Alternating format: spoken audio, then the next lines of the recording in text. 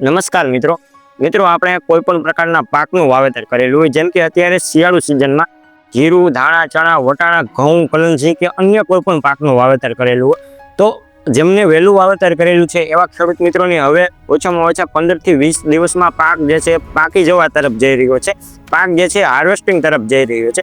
તો ઘણા ખેડૂત મિત્રોને અત્યારે કન્ફ્યુઝન રહેતું હોય છે કે આ સમયગાળા દરમિયાન આ જે પાકની પરિપક્વ અવસ્થા છે, તો આ સમયગાળા દરમિયાન આપણે કયા પ્રકારના ખાતર છે, દવા છે, એનો ઉપયોગ કરવો જોઈએ। કારણ કે આ સમયગાળા દરમિયાન જો સ્પ્રે કરવામાં આવે તો આપણા પાકમાં જે દાણા આવે છે ખૂબ જ વજનદાર, મોટા તેમજ શાઇનિંગ વાળા અને ચમકદાર બનતા હોય છે, જેથી કરીને ઉત્પાદનમાં તો વધારો થવાનો છે અને ભાવમાં પણ ઘણો બધો ફેર પડતો હોય છે। તો અત્યારે ઘણા બધા ખેડૂત મિત્રો કન્ફ્યુઝન હોય છે કે આપણે કયા પ્રકારના ન્યુટ્રિશન જે છે એનો ઉપયોગ કરવો જોઈએ। હવે મિત્રો એ સમજતા પહેલા તમારે જે પાક જે છે શિયાળુ પાક, એમાં એક સિમ્પલ પ્રોસેસ થતી હોય છે, એ સમજવી ખૂબ જ જરૂરી છે। એટલે કે મિત્રો આ શિયાળુ કોઈ પણ પાક હોય તો એ જે પાકે છે ત્યારે છોડવો એકદમ સુકાઈ જતો હોય છે। છોડવામાં જે કંઈ પણ ન્યુટ્રિશન રહેલું છે, પોષક તત્વો જે રહેલા છે, સ્ટોરેજ રહેલું છે, એ બધું જ એના દાણાને આપી દેતા હોય છે, જેથી કરીને દાણો જે છે વજનદાર અને એકદમ ચમકદાર બનતો હોય છે।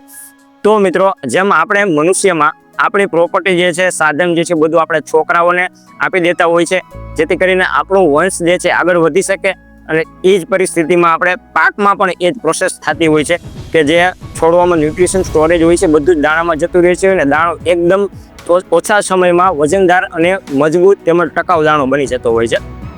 પરંતુ મિત્રો આ જે સ્ટોરેજ છોડવામાં રહેલું છે એને ઝડપી કઈ રીતે આપણા દાણા તરફ લઈ જવું, એના માટે સ્પ્રે કરવો જરૂરી છે, જેથી કરીને આ સ્ટોરેજ જે છે ઝડપી અને ઓછા સમયમાં આ દાણામાં ચાલ્યું જશે અને દાણો જે છે વજનદાર, મજબૂત, એકદમ ચમકદાર અને શાઇનિંગ વાળો થતો હોય છે, જેથી ભાવમાં અને ઉત્પાદનમાં ફેર પડતો હોય છે। તો મિત્રો આ સ્ટોરેજને ઝડપી દાણા તરફ મોકલવા માટે આપણે 0050 આવે છે, એટલે કે પોટાશ આવે છે, પોટેશિયમ આવે છે, એનો ઉપયોગ કરવો ખૂબ જ જરૂરી છે। જો પોટાશનો ઉપયોગ કરવામાં આવશે તો સ્ટોરેજ જે છે ઝડપી ખાલી થશે અને આપણા જે પાક જે છે એટલે દાણા તરફ જતું રહેશે।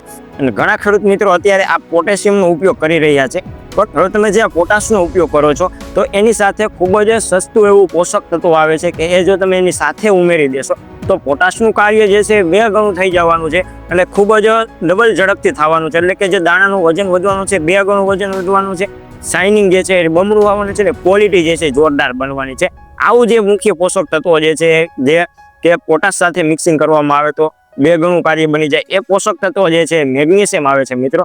જેમ ફોસ્ફરસ માટે મુખ્ય સહાયક તત્વો આપણે ફેરસ છે, એવી જ રીતના નાઇટ્રોજનનું મુખ્ય સહાયક તત્વ આવે છે કેલ્શિયમ રહેતું હોય છે।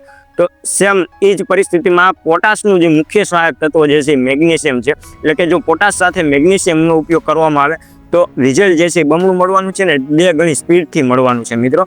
એટલે જ્યારે પણ તમે પોટાશનો ઉપયોગ કરો ત્યારે મેગ્નેશિયમ જે છે ઉપયોગ કરવું જરૂરી છે। એટલે કે મેગ્નેશિયમ સલ્ફેટ આવે છે મિત્રો, એ તમે ઉપયોગ કરી શકો છો।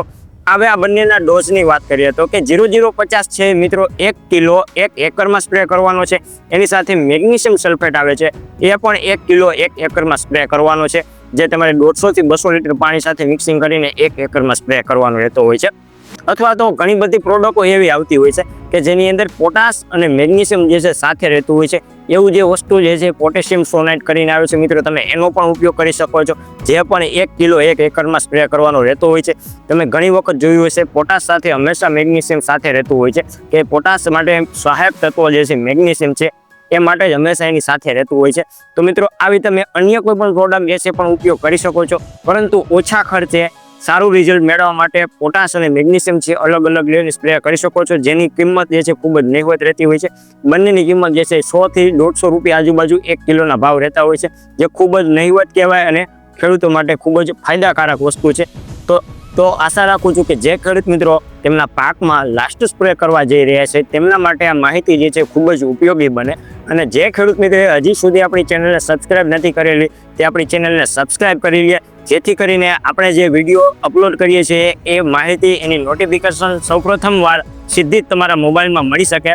તો ફરી જ મળીશું નવા વિડીયોમાં નવી માહિતી સાથે। આભાર।